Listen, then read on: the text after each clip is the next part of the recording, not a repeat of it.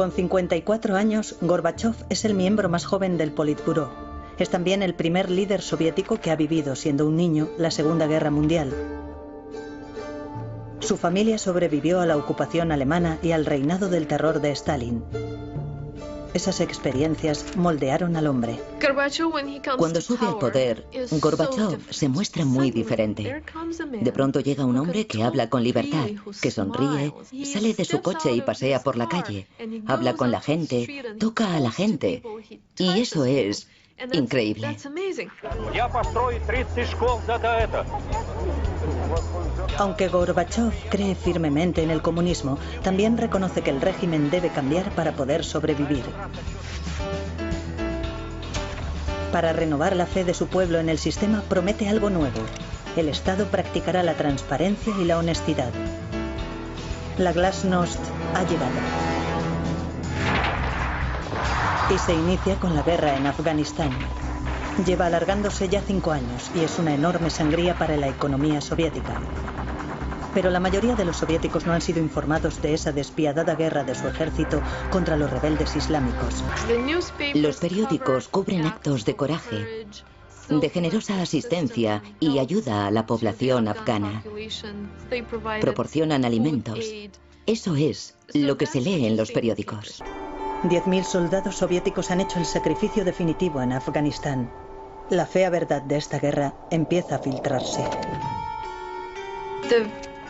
Los veteranos comienzan a volver a casa, pero hablan de las horribles, horribles atrocidades que también cometen las tropas soviéticas.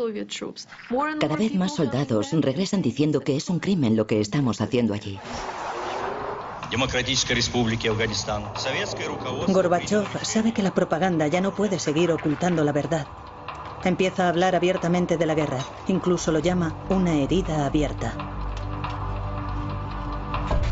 Pero Gorbachov pronto descubrirá que no es nada fácil realizar un cambio en la Unión Soviética.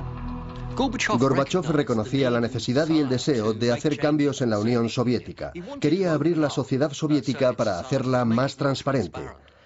Pero se enfrentaba a un enorme gigante político y burocrático que de hecho detendría sus reformas en seco.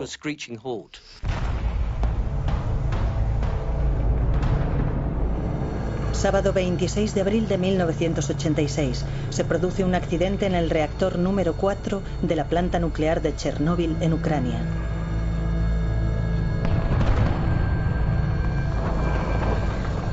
Una explosión masiva libera una radiación equivalente a 10 bombas nucleares. Es el peor desastre nuclear de la historia y una verdadera catástrofe para la política de apertura de Gorbachov.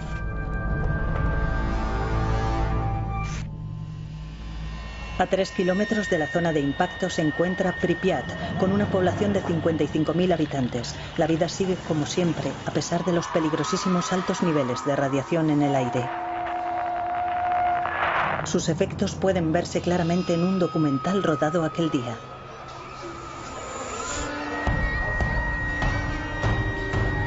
Atención, atención. Para asegurar la protección absoluta de todos los ciudadanos. Las autoridades esperan 36 horas antes de ordenar la evacuación de la ciudad. Dicen que es una medida temporal. Nadie menciona un accidente nuclear.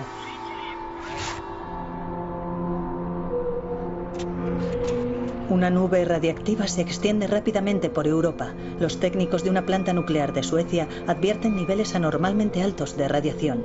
Las sospechas de inmediato se centran en la Unión Soviética. Las noticias viajan con rapidez alrededor del mundo, salvo en la URSS, donde los medios y el gobierno no dicen nada. Gorbachov se entera del accidente el día en que ocurre, pero los oficiales le ocultan la magnitud de los daños. Para averiguar la verdad, envía un equipo propio de investigación y cuando una semana después recibe el informe, se queda impactado.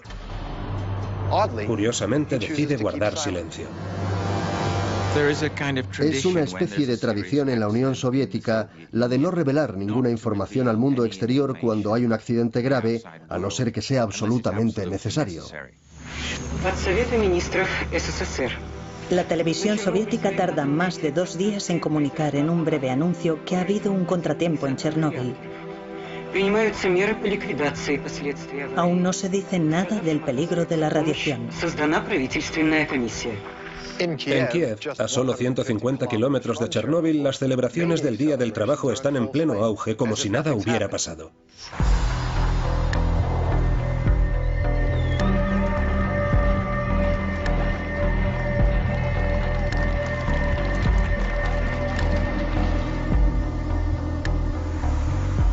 Zoya Bulko es físico nuclear en el Centro de Investigación de Kiev. Él sabe que el gobierno no está informando al pueblo del peligro. Para proteger a su hija de 8 años, Kira traza una línea en medio de su apartamento y le pide que no la cruce para que se mantenga apartada de las ventanas. Pero su mujer, Slava, profesora, no tiene más remedio que llevar a sus alumnos a las celebraciones del Día de los Trabajadores. Desfilan en el exterior, inconscientes de que se están exponiendo a una radiación letal. El director dijo que perdería mi trabajo si mi clase no iba. No tuve elección. Una madre llamó para preguntarme, ¿por qué está haciendo esto? ¿Sabe? Es peligroso salir al exterior. Le dije que no podía negarme. Me respondió, un día lo lamentará. Espere y verá. Все вы знаете, недавно нас постигла беда. Mikhail Gorbachev por fin se dirige al pueblo de la Unión Soviética, 18 días después del accidente. Por primera vez, el líder soviético admite que ha habido un desastre nuclear. Sabe que la imagen de la Unión Soviética no volverá a ser la misma. El accidente en la planta nuclear de Chernóbil ha afectado gravemente al pueblo soviético y ha despertado inquietud en todo el mundo. El desastre de Chernóbil es realmente el inicio de la glasnost en la práctica. Glasnost, en esencia, se traduce como apertura o franqueza. El aspecto clave de la glasnost es la autocrítica. Es la idea de que la Unión Soviética debe mirarse a sí misma de una manera crítica y no hablar solamente de sus éxitos.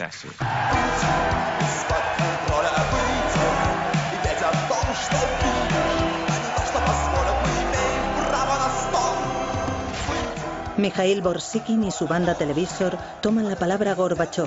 Gracias a la glasnost pueden expresar su descontento, incluso con mayor libertad. Toda idea de control de pronto se hizo irreal. A nadie le importó un comino ya. En el siguiente festival cantamos canciones mucho más fuertes, pero ninguno de los controladores dijo nada porque esta vez no estábamos solos. La glasnost alcanza un estado de agitación extrema en la Unión Soviética.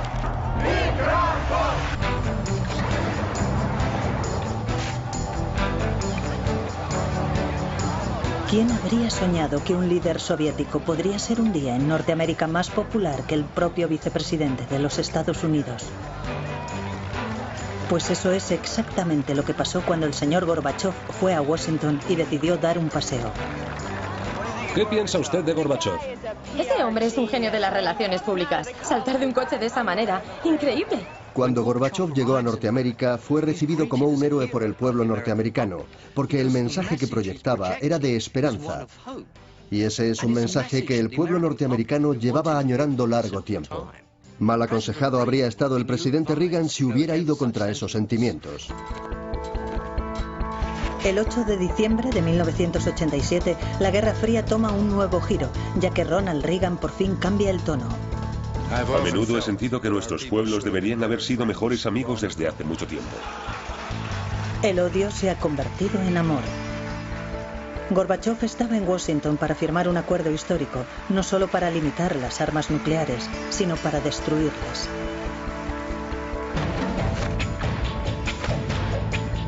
Gorbachev representa la esperanza del cambio y la gente lo siente así en Estados Unidos y también dentro del propio imperio soviético.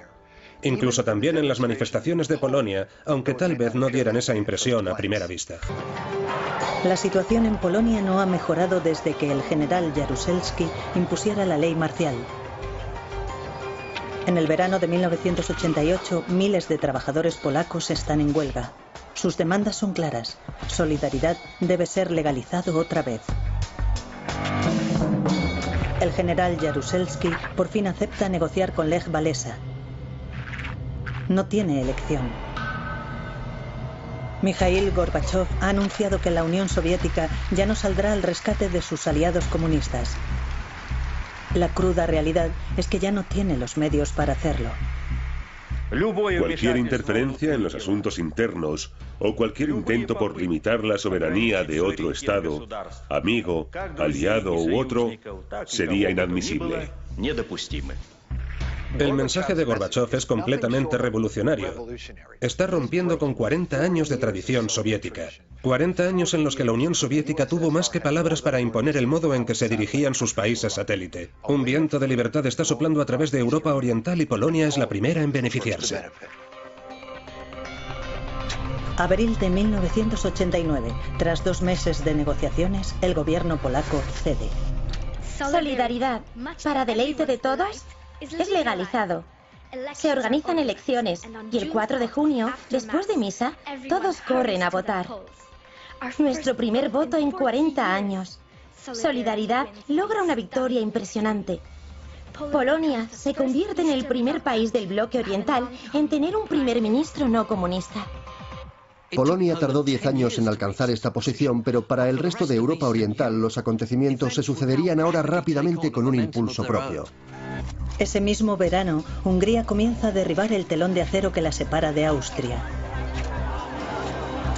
A comienzos de noviembre, Berlín Oriental está paralizada por la mayor manifestación de su historia.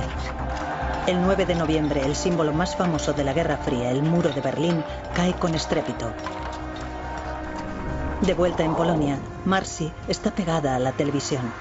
Fue como si todos los muros de mi edificio cayeran con él, como si todos los apartamentos se hubieran convertido en uno y todas las puertas estuvieran abiertas. Habíamos abierto la puerta a la libertad. Estábamos reuniéndonos todos con los brazos y el corazón abiertos de par en par. La caída del muro de Berlín tuvo un efecto dominó en los países satélites soviéticos. El poder comunista es barrido. En Hungría, Bulgaria, Checoslovaquia y Rumanía.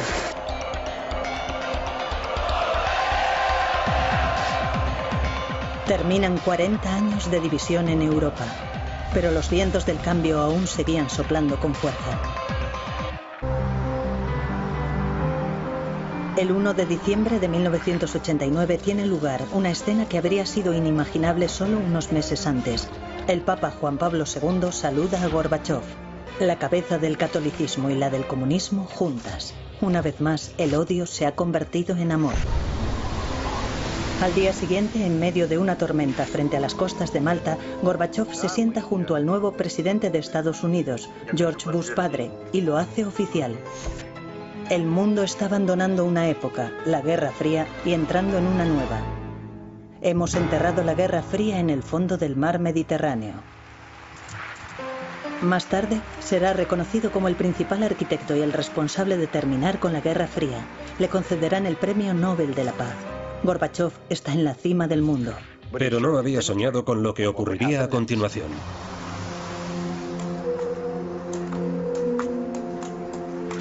De vuelta en casa, el emperador va sin ropa y el imperio se está desintegrando. La economía soviética está en ruinas y los ciudadanos de Moscú no están de humor para el amor.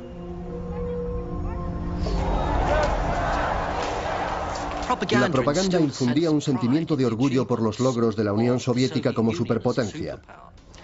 Sin embargo, cuando empezó a desmoronarse la Unión, la propaganda cada vez se distanciaba más de la experiencia diaria de los ciudadanos. El resultado fue que Gorbachov era visto como un líder débil e ineficaz.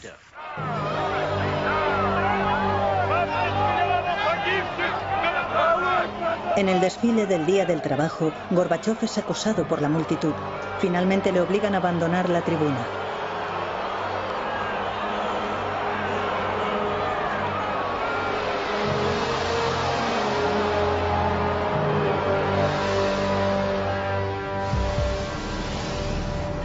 El 25 de diciembre de 1991, Mikhail Gorbachov es barrido por la ola de reformas que él mismo ha propiciado. No tiene otra elección más que dejar el cargo. Renuncio a mi puesto de primer ministro de la Unión Soviética. Al día siguiente, la Unión Soviética dejó de existir. Después de 45 años de tensión e innumerables vidas perdidas en terribles guerras por el poder, Norteamérica es el último hombre en pie y, por lo tanto, el ganador de la Guerra Fría. La propaganda se convirtió en una herramienta de enfrentamiento en una guerra que ninguna de las superpotencias podía ganar en un sentido militar. La retórica de la propaganda llevó al mundo al borde del abismo, pero también aseguró que las dos superpotencias jamás se enfrentarían en un conflicto nuclear. Cuando tiraron el muro de Berlín, la propaganda soviética de la Guerra Fría quedó en silencio.